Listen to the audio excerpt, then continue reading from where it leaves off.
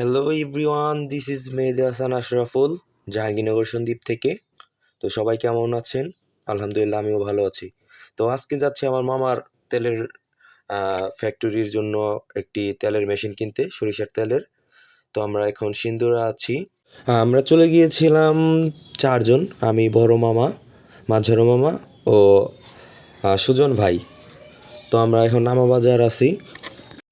তো আমরা খুব সকালে ঘুম থেকে উঠলাম, উঠে আমরা নামাবাজারের উদ্দেশ্যে রওনা হয়েছি। অবশেষে দোকানে যাওয়ার পর মেশিনটাকে দেখলাম, ভিজিট করলাম। এরপর বুঝতে পারলাম আমাদের যে আগের মেশিনটা আছে এটা তার থেকে অনেকটাই বড় এবং শক্ত। মামা এখন চেষ্টা করছে তার নাটগুলো খোলার জন্য, নাটগুলো ছিল খুব শক্ত। এটা ছিল মূলত একটি অটো মেশিন। অনেক চেষ্টার পর প্রত্যেকটা পার্টস পারতে আর কি আমরা খুলতে সক্ষম হই। এরপর আমরা একটি টাক নেই ছোটো পিক আপ, তারপর সেটাতে উঠাতে থাকি প্রত্যেকটা পার্টসপাতি। এখন আর কি আমরা প্রস্তুত নিচ্ছি বাসার দিকে আসার জন্য। তো এরপর আমরা বাসার দিকে রওনা হই দোকানের দিকে। পরে আমরা দোকানে আর কি পিক আপের আগেই চলে আসি। সে অপেক্ষা করছিলাম, পরে প্রায় 5 মিনিটের মধ্যে এসে গেছে। এরপর একটি একটি পার্টসপাতি আমরা নামাতে থাকি। আজকের কাজ আমরা এখানেই শেষ দিয়ে বাসে চলে যাই এবং বিশ্রাম নিই।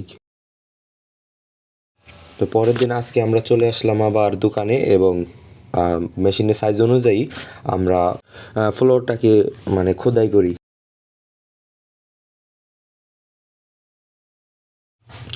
আজ মেশিন বসানো হয়ে গেছে। তো ওই যে ইঞ্জিনিয়ার আনা হয়েছে, সে সেটাকে মেরামত করছে এবং আমরাও তা দেখছি এবং তাকে সাহায্য করছি তার কাজে।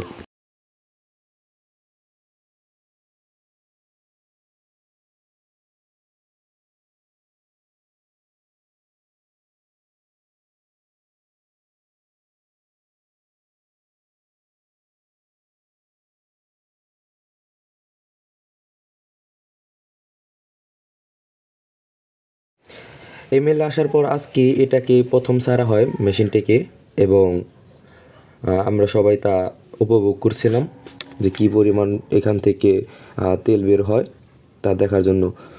সরিষার তেলের আগের যে আমাদের মেশিন আছে সেটা মামা, ছোটো মামা আর কি এটা থেকে তেল বের করছিল।